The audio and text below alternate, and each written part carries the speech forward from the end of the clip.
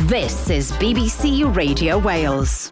Now, on any other day, if there weren't a general election, perhaps imminent, perhaps brewing, this would probably have been our top story. 380 jobs are at risk to one of Tata Steel's plants in Newport. Orb Electrical Steels makes steel for power transmission. It's actually been up for sale for a year, but they haven't managed to find a buyer. Now, unions have accused Tata of going back on a commitment not to enforce compulsory redundancies. There could now be industrial action. We'll get a bit more on this. Alun Davies, I beg your pardon, is the National Organiser for Steel with the Community Union.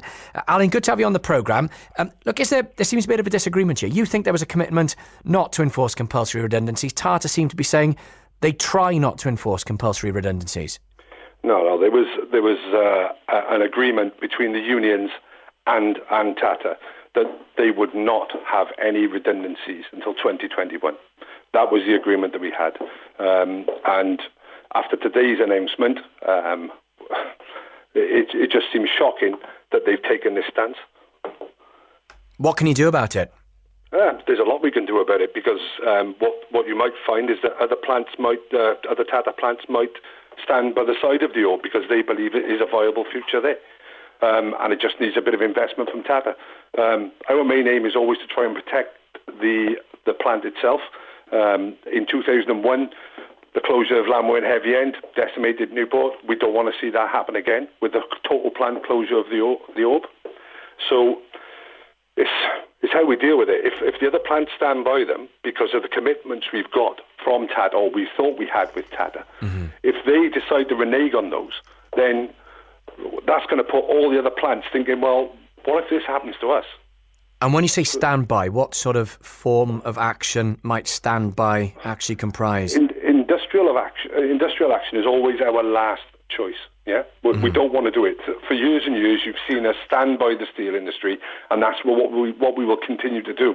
We believe that Tata are making this judgment too quickly, and they should have got into consultation with us, and we could have sat down. We could have had our experts look at it like we have done in the past to see if it is viable, and if it is, then we try and make Tata change their mind. But when you believe you've had a deal to have no compulsory redundancies until a certain date, and then you think that Tata are going to do that and try and force people out, we're not going to stand by and let that happen. We can't. That's what we're here for, to protect workers' rights and their security. Do you think there's an appetite at other Tata plants to take industrial action? That's quite a difficult one. But I think there's been, at the Orb, there's been no investment for quite some time. And it seems like they're running it into the ground, and maybe they should put some money out of their pockets into that plant.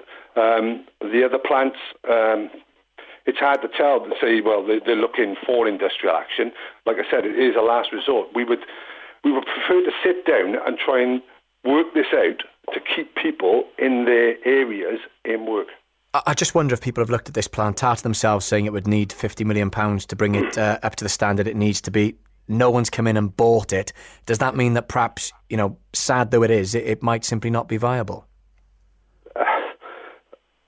With the government looking now at decarbonisation, yeah, you would naturally think that Tata would think, hang on, if we invest here and lower the costs because the plant is so old, then maybe that could be the turnaround point. Don't get me wrong, the government still need to act on business rates and procurement and stuff like that.